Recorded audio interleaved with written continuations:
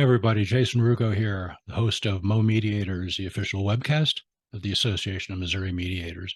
Welcome to our second edition. This is a special edition. I'm going to be interviewing Jim Reeves, friend of mine, board member of AMM. He's done everything else in AMM also, and he's had a fascinating history in mediation. We're going to talk all about it. Jim's been in mediation since the mid-1980s. And the first thing you're going to notice in this interview is he's exceptionally fine looking for someone who's been in mediation since the mid-1980s. And secondly, he has a fascinating story of how he got involved in it and what he's done. So I hope you enjoy this interview, and I'll be back right after. Welcome, Jim. I appreciate you coming to Mo Mediators, the official webcast of AMM. Well, thank you, Jason. I appreciate the invitation. I'm honored. You're one person I wanted to have in the first three because we go back now a few years, and you've been on AMM many years, and I just always thought you were like one of the rock solid people of the organization. So I wanted to make sure you were. Appreciate that. Thank you. So how long have you been on the board? I don't remember. It's been a very, very long time. I would say well over 10 years. I don't know if it's been 15 or not. I don't know. And that's continuous? I know I served as board president. I can look at my plaque over there and see when I was president, but that's right. You are a past president. I assume a past president-elect, a past president, board member. I suppose you haven't been the secretary. I haven't. No. Okay. All right. Yeah. Well, have to keep that in mind for the future, right? Yeah. When is your term up? Are you going to stay? I don't know when my term is up this time around. I think I still have another year or two on this particular term, and I'm not sure how many terms I've had, but Right. yeah, we'll see what's next. Probably we'll stick around. Good. Excellent. That's very good to hear. So Jim has been teaching at Washington University Law School in the negotiation and dispute resolution program since 2005. That's going back quite a few years, but your status has changed recently, hasn't it? You're now a lecturer in law. Is that correct?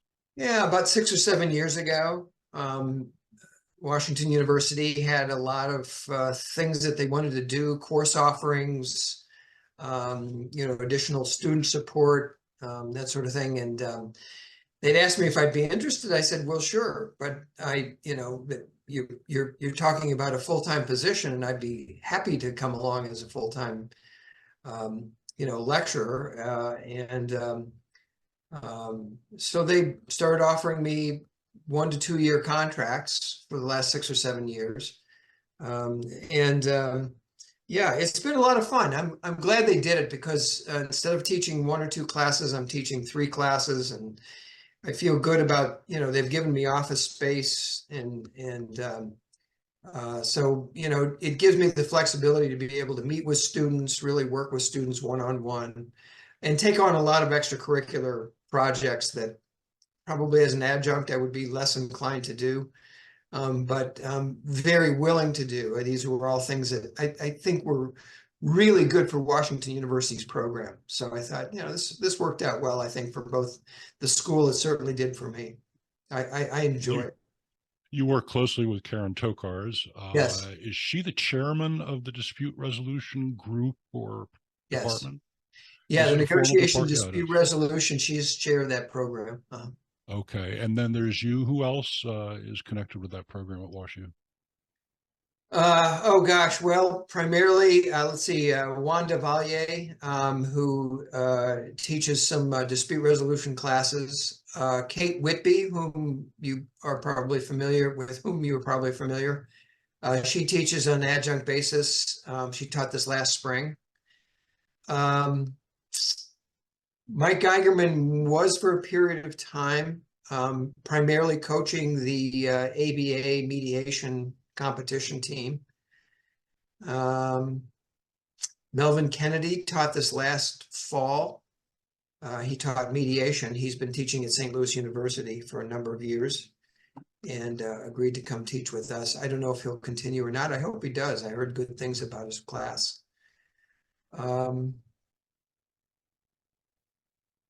And then there's a tenured professor, Rebecca Hollander Blumhoff, who's been on the faculty at WashU for a number of years, and she teaches some classes. And then, in the grand program of what we call negotiation and dispute resolution, there are faculty, primarily adjuncts, who teach trial practice, pretrial litigation, international business transactions. I mean, a lot of that has to do with negotiation and dispute resolution, but it's not really, these aren't really courses that, you and I might think of strictly negotiation and dispute resolution. And where did you go undergraduate? University of Central Missouri. Okay. I And went then law there school? because they had a nationally known criminal justice program. Mhm. I was interested in criminal justice. I wanted to be an FBI agent. One of the first things I learned is that I had to carry a gun to work. And I thought, yeah, I'm not into that. But I did get interested in law. And that's really what turned the page to law for me. Oh, okay. So first interest law enforcement, you're sort of like me. I mean, first interest medicine, realize I can't stand the sight of blood. Let's find something else to do. Huh. And then law school where, Jim? St. Louis University. Okay. Yeah. And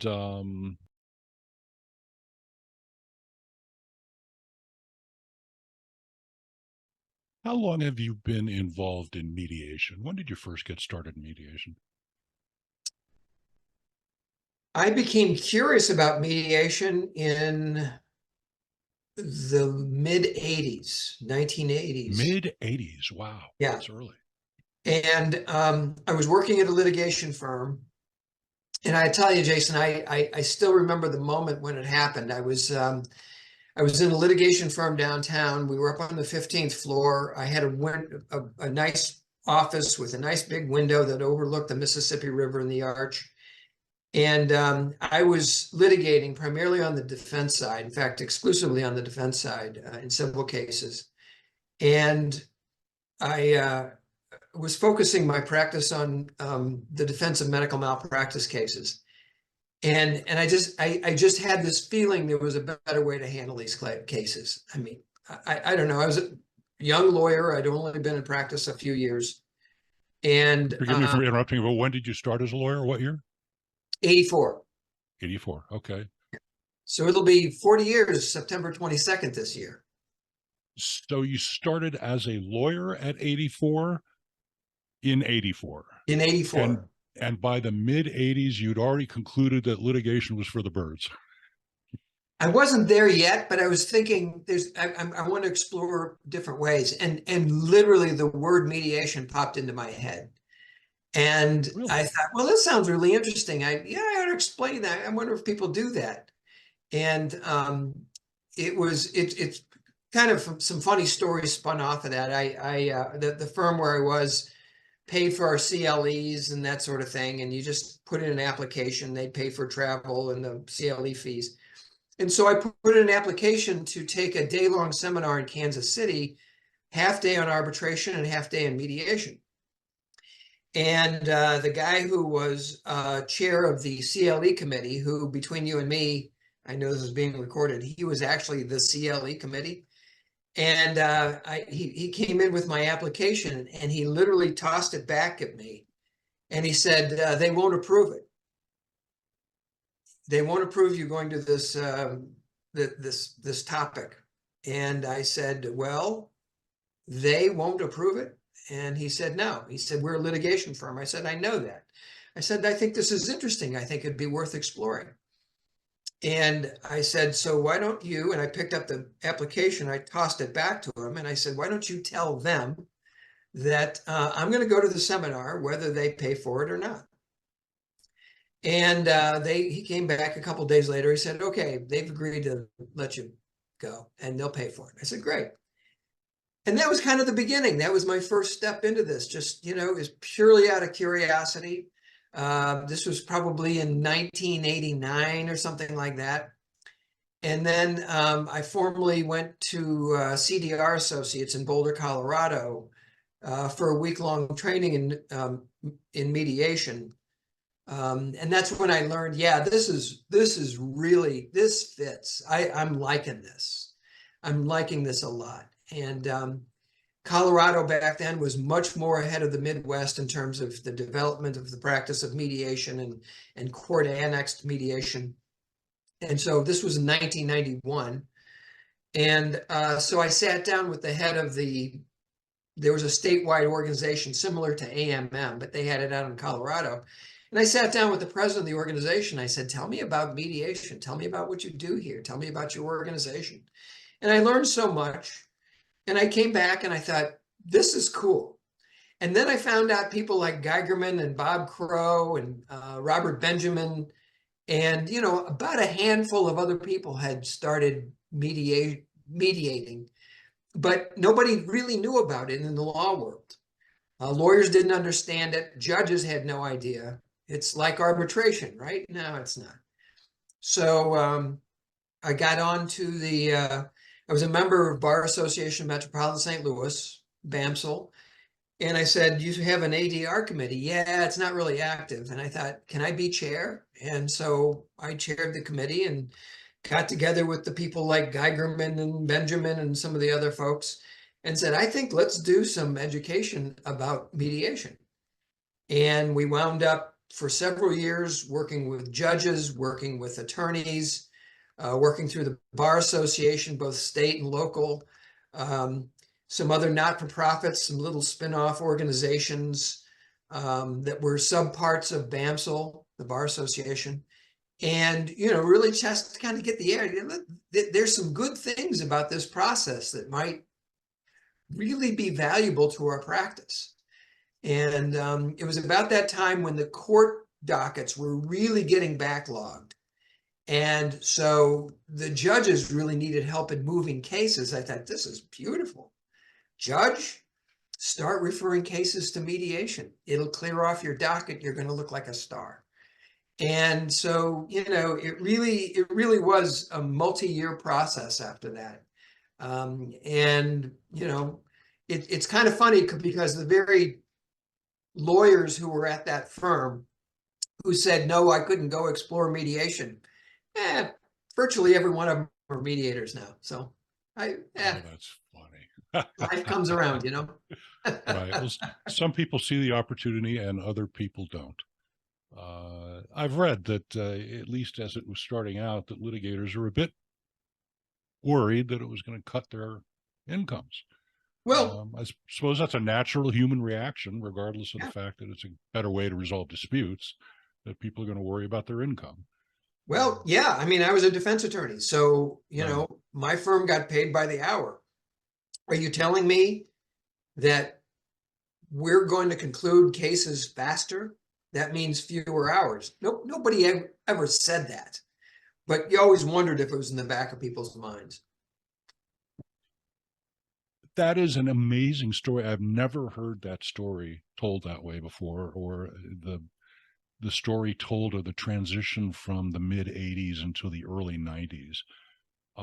I was not aware of mediation at all. Well, that's not true. In the 60s, growing up as a kid, you heard about the U.S. mediation service. Right, exactly. In connection with labor disputes. And so Yep. you heard the word. Yep. You wondered what they might be up to, and you thought probably they're up to trying to settle and bring parties together. So it was not a foreign concept. But then I didn't hear any more about mediation until our firm moved into 10 South Brentwood. And at that time, Dick Shearer was there along with some other lawyers he was in a firm with at the time. Yeah. And he was doing mediation. And so that's when I first started to become aware of the existence of it as something that became more accepted with every passing year for resolving disputes. So I was late to the whole thing. You were about as early as anyone was. If you were thinking about it in the mid 80s, I mean, were people thinking about it before that? I never heard anyone mention it. Yeah, Bob Crow, who was Mike Geigerman's former law partner, Oh, both okay. Bob Crow and Mike Geigerman were mediating. They had started mediating. Um, Robert Benjamin, who is no longer in the area. I'm not sure where he is now. He was doing some mediation and doing some training, as it turned out. But really, really very, very few people were doing it at the time. And that's kind of why we had to do a lot of education. And I didn't have anywhere to practice. I mean, I didn't have any place to practice my skills. And fortunately, I was good friends with a professor at University of Missouri St. Louis who was teaching kind of a civics course for undergraduates. And she was also a mediator. And she had approached the courts in downtown in the landlord-tenant docket to say, hey, I'd like to bring my students over here for basically a civics lesson to mediate landlord-tenant cases. And I'd gotten in touch with her and I said, hey, I got trained and I have no place to practice. I don't know. She said, come join our students. You know, every Friday morning from 9 to noon, we sit in the hallway and we mediate landlord-tenant cases. Okay, what year is this? This would have been right around 91, 92. Yeah. And it's kind of funny because I wound up having to change firms because my old firm was still not happy about mediation. And my new firm said, I don't care what you do, Reeves, you know, if you just bill your hours, get your work done. If you want to take off on a Friday morning and go mediate cases across the street, have at it. We don't care. That's great. Okay, so were you litigating throughout this period of time as Oh, you're yes. transitioning? Yeah. Yes. I Right. didn't leave litigation until 2004. Oh, okay. Yeah. Yeah. So I kept so yeah, I had both channels going. And and if I had a day-long mediation coming up, I'd take a day off. I'd take a vacation day from the firm and say, okay, I'm going to be gone and go mediate the case and then come back. And so the UMSL professor was mediating with students landlord-tenant cases in 1991. Yeah. I'm blown away by that because, of course, my only hearing of mediation of landlord-tenant cases has come in the past few years with Karen Tokar's Yeah. and, the brilliant program that she's been running. Yeah. Yeah. That's not an original idea, but it is time consuming and takes a lot of nurturing to keep the program going. Right. And that's It why was a lot timely of also with the pandemic around.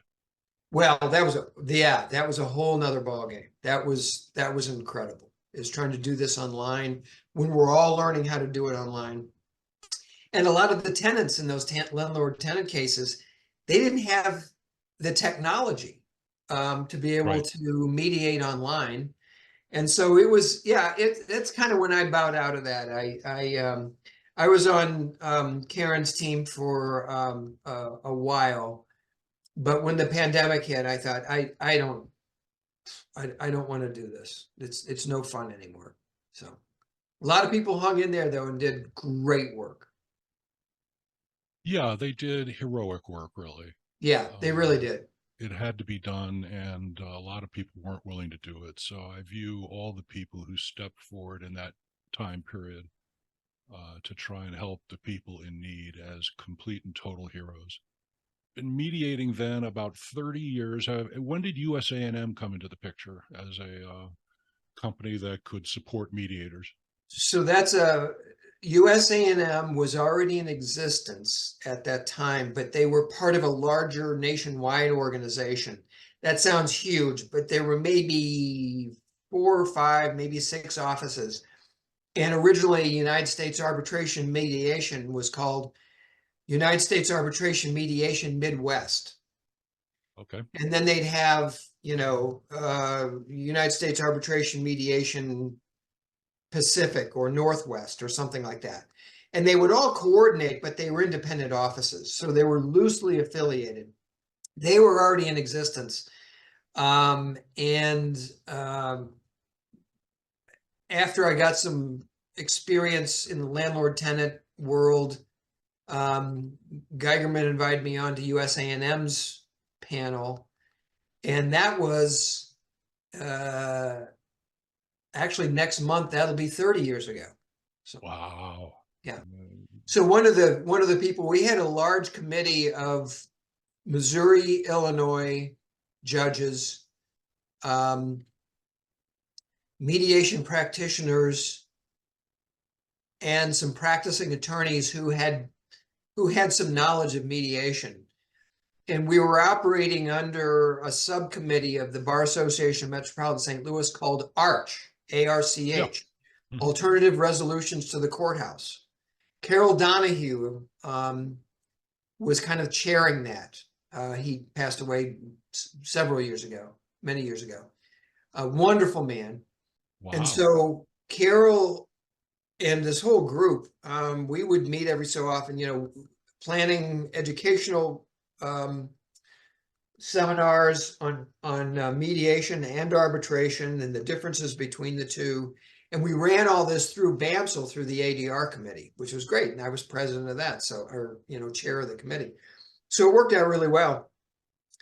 And Neil Moldenauer, I'd love to know where he is these days. Wow, that's a name I haven't heard in a long time. He was regional director of AAA, of Yeah. the American I remember Neil. Arbitration Association, and he was on our committee. And he said, Jim, you should write an article for our dispute resolution journal. And I said, okay. And so I got together with, you know, the committee and said, okay, well, I'll take the lead, you know, but so I did a bunch of research on this. And so in 1994, I published an article on relieving the pain of healthcare disputes using mediation, something along those lines.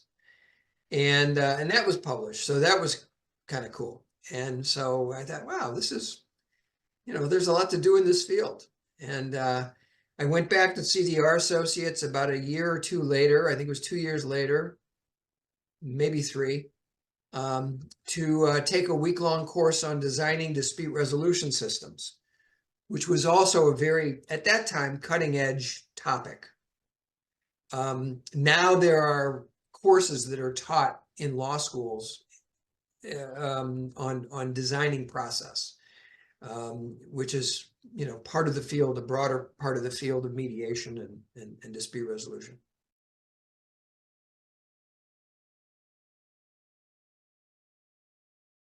So process design is, and this worked out beautifully because I knew I wanted to work in organizations ultimately. I had a past career move before law school that, you know, I was doing some consulting. And what systems design is to take a look at an organization or a particular conflict. And it's what mediators do all the time, but they don't think of it as system design or Right. process design. Right. And you look at a particular conflict, the people involved, what are they concerned about? And what is the best way to conduct the process? Now, when I learned process design, it was usually multi-party within organizations or multi-party disputes, where system design really becomes really, really important. And just so it doesn't dissolve into chaos. And so I read a book. The name of it is escaping me right now, but I thought, wow, this is really interesting. And it came out of the Harvard Negotiation Project way back when. I don't remember when it was published. I still have it either here or on my library shelf at school. And it talked about system design.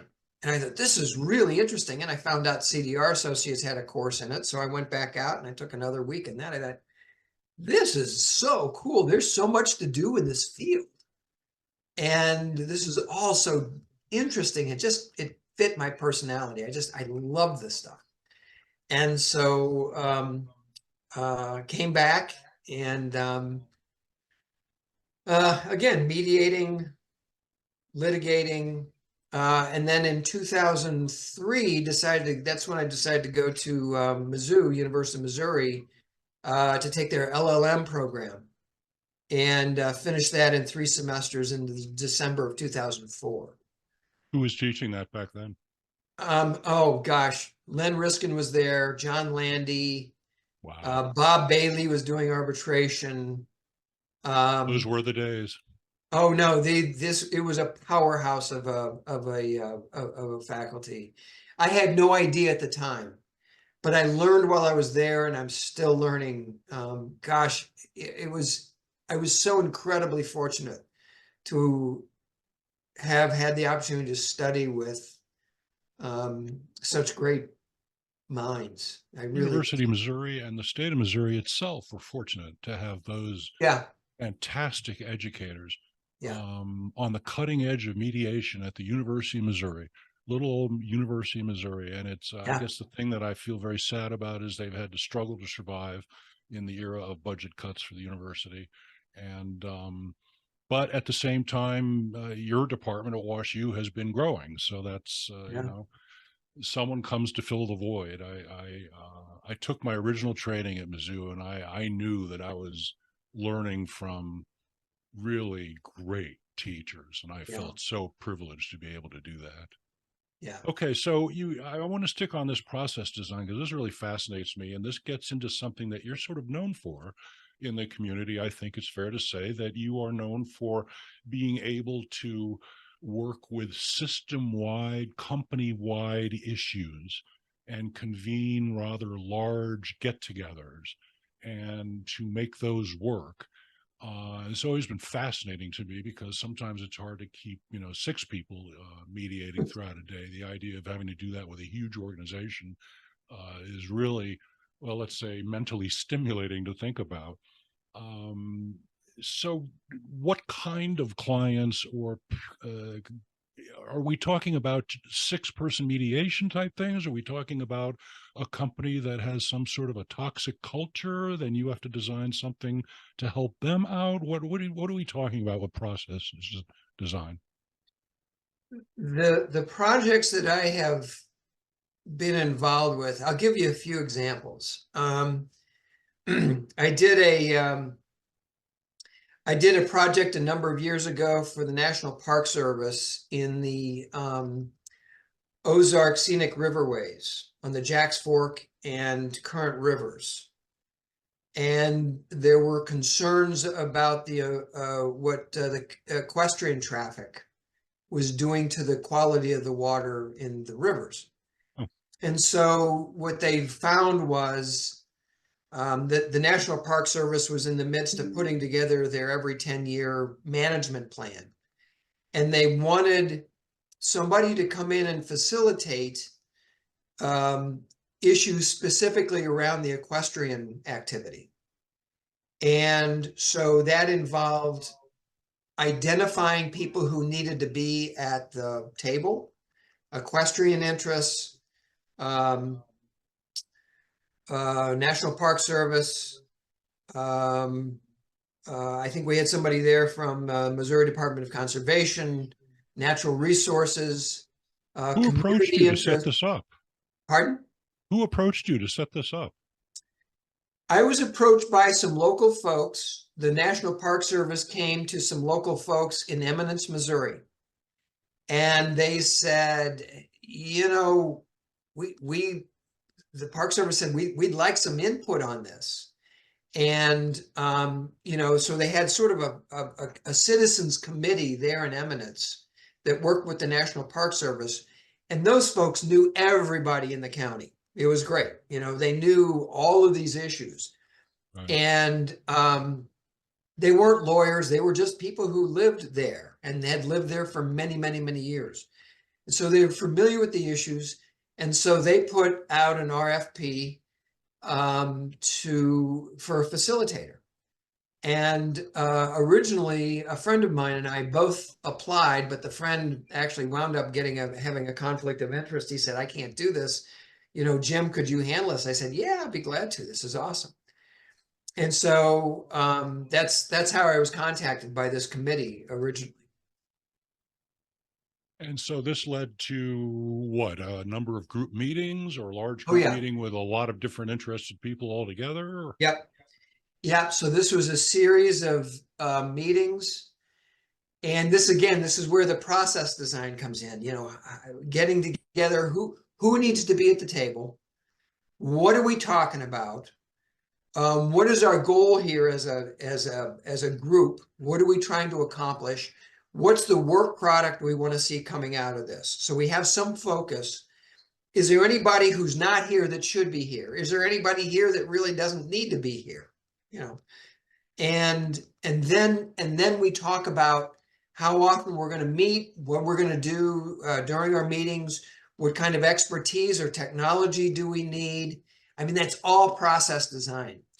And what's interesting is that it turned out hundreds of equestrian trails all around these rivers, hundreds of Really? miles of equestrian trails. Huh, Nobody really knew where they were. really? And this is before GPS and some of the technology we use now. Yeah. But I went to Washington University's Earth and Planetary Science Department. I said, listen, here's the situation that I'm dealing with. And I said, I could, if you want to make this a student project or whatever, I said, we need some way of identifying trails in this area. He said, we have satellite photos. And he printed off some of the area, and they were leaf off photos. So they're taken during the fall and the winter, so you could see the ground. And by golly, you could identify trails all over the place. And we had probably 20 or 30 giant poster-sized photographs, and we just laid out. We met at I don't remember the name of the town, it's south of Eminence. We met in the city hall every time. And we had a working group of about 15 people representing a lot of different interests. Canoe people, horse people, recreation, politicians, you name it. We 15 people, because we wanted all of that input. Yeah. And we laid these things out, and then we wound up starting to label, and we could identify trails that should be closed. We identified trails that needed the crossings, the river crossings needed to be regulated. And so, how are we going to mark these? And we wound up coming up with a 36-page report that we turned over to the committee and ultimately to the National Park Service after several months. I think we started at the beginning of the summer, we finished in September. And, that talked about signage, which trails were to be closed, how we're going to let riders know, this new trail system and to stay off the closed trails. So restaurants were going to print up for their placemats maps of the horse trails, because they have so much. There was an equestrian outfitter down there, Jason, that had 600 stalls on their property, right on the current river. Maybe it's the Jacques Fork. And, it's a huge economic Right. activity for the county. Right. So it wasn't going to go away, but they also recognized that if the resources there were ruined, then people would not come. And so, in fact, I had to put up with a little bit of skepticism from the owner of that outfit. They were afraid we were going to try to shut him down, that sort of thing. He and I drove around for an afternoon in his pickup truck. He showed me his facility. He showed me the area. He showed me some springs. We saw the famous Shannon County wild horse herd. Really? It was an incredible experience. And, through that way, he said, just tell me about what you're doing, Jim. What are you doing down here? Blah, blah, blah, blah. And by the way, I drove a Mini Cooper at the time. So, it just didn't fit in. So it's like you came in from New York City. I had to do they had to get to know me to feel comfortable. Right. I had a public school district ask me to come and, hey, we're redesigning our educator pay. And we want to be very unique. We want to be cutting edge. It's a public school district in the St. Louis area. And so the superintendent had put together a committee of administrators, teachers, and staff members to take a look at that. And that was another one that I facilitated. And that was a number of months because there were a lot of conversations to have. You know, what's Okay, fair, how did how do they evaluations happen, that sort of thing. get your name? How did they come in contact with you? Referral. Uh-huh. By Yeah. then, people knew that you were specializing in these kinds of Yeah.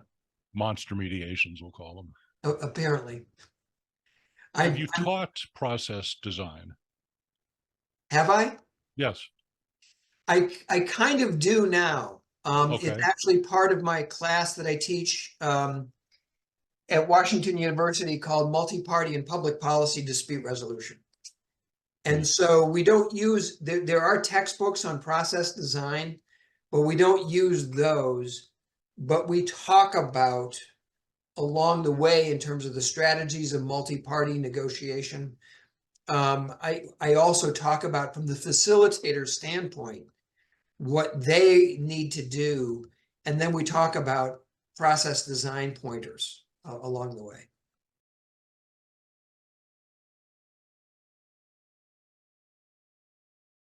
There's a certain personal satisfaction that I get from seeing what has happened in the last 30 or 40 years with mediation. Because I think it does make a lot of sense in a lot of cases.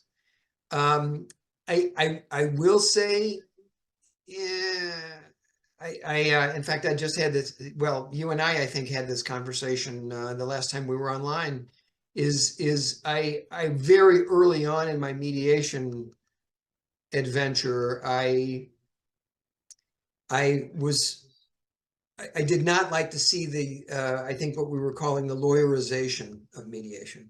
Right. That was I was Becky really, Magruder's it was really, phrase. yeah, I really, I still mediate legal cases. I do those through US AMM, United States Arbitration Mediation. And I am absolutely thrilled with the success that that organization has had, that Mike Geigerman has had. And now Rob Litz has done a magnificent job of taking over. He was perfect for that spot. But that is also why I went back for the LLM and why I was exploring other avenues of mediation. That's why I wanted to see a broader view of conflict management, and help people manage conflict before, you know, things get really full blown into litigation. And that's really where my interest was. And, you know, the organizational piece, I'd been doing some consulting in organizations that taught me so much that, and I was a contract mediator for a number of years with the Equal Employment Opportunity Commission here in St. Louis. And so many of those issues that came to the table, yeah, they had some implications around discrimination, but a lot of it was organizational culture and ways people can have conversations within those organizations that are much more productive. Maybe it would prevent an actual claim from happening. Maybe it wouldn't, but a lot of times people just came to mediation because they were just so doggone angry about the way they were treated within their own companies. Well, you know, there's a place for that. Let's sit down and have a conversation. Is that mediation? Yeah, it's mediation. And for me, in many ways, it was a lot less, it was a lot more interesting because it was very human. And that's how Might be a I've lot more always seen rewarding is a good way to say it. in many ways. Yeah, In many instead of ways. just pushing money from one column to Yeah, another, yeah, you're actually dealing with real human problems and emotions yeah. in real time and seeing the impact of your work. That must be incredibly rewarding. I really, and I still do a lot of that with the Veterans Administration, Oh, internal. I mediate for them across the country. It's all workplace. okay. Oh, These time aren't, out, time out, time out. yeah. Tell me about that. So yeah, so that's through a national contract, a federal contract, and I'm on a panel that's based out of Texas and Southern California. that I've been on for many, many years, I think over 10 years. And they do dispute resolution within federal organizations, federal agencies. So our contract right now and has been and has been for a number of years with the Veterans Administration. So there could be, supervisors and supervisees. I do some facilitation of groups who are teams that are working in the same medical unit, but maybe just aren't quite getting along. And so they need to sit back and kind of talk about what direction we're going and finding that common ground, that common goal of where we're going as a team and what do we need to do to get there. And is that the kind of thing that they would come to you for, again, Yeah. out of a referral? Just they They, heard they, from somebody. they come to Jim our Reeves? panel. They come to our panel because we have the contract. Talk to me about AMM. I know that you're fond of AMM. You've told me that. Why is that? AMM is special, and the only reason I keep hanging around here and paying my dues, because I don't belong to. I've been through the years kind of Right. cutting You've out paid your my dues. dues budget. Yeah. But what it is the for me is that AMM is the one organization that attracts mediators from so many different disciplines. It's not the attorney mediators. It's not, oh, we're all social workers. It's not, oh, we're only family law. There are plenty of associations like that. This is an association that brings together all of those disciplines of mediation. And I'm firmly convinced, because of process design, because every one of those kinds of cases requires just a little bit of a different nuance in terms of process. And every case is a little bit different. I really think that mediators can learn a lot from each other if we have that forum or that organization that brings people together and say, tell me about your practice.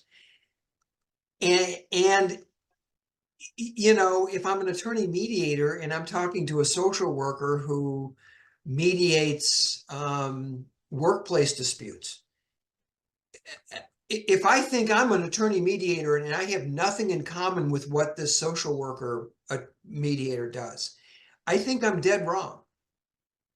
What I do isn't that unique. It has uniqueness, but there are commonalities that we can learn in terms of ideas of process, how we conduct those cases, how we mediate those cases, different styles, and it all comes together. And AMM is the one place that I have found that where there is that ability to have those conversations and bring those different disciplines together. If people want to get in touch with you, how best to do it? Well, there are a couple of ways. One is if you just want to chat, J Reeves at clearbridge-consulting.com. And if you want to book a legal case, US A&M and Kelly or Tammy or Jennifer will get a hold of me and say, when are you available? Those are probably the two best ways. Okay.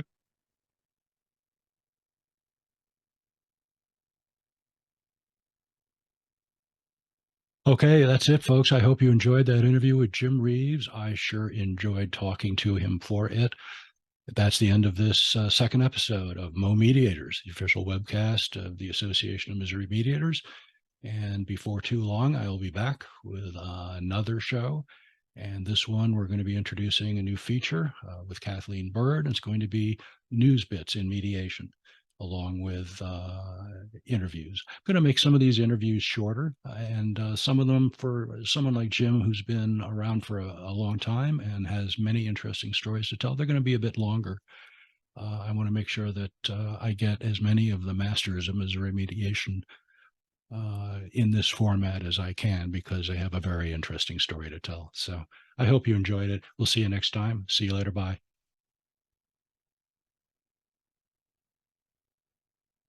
you.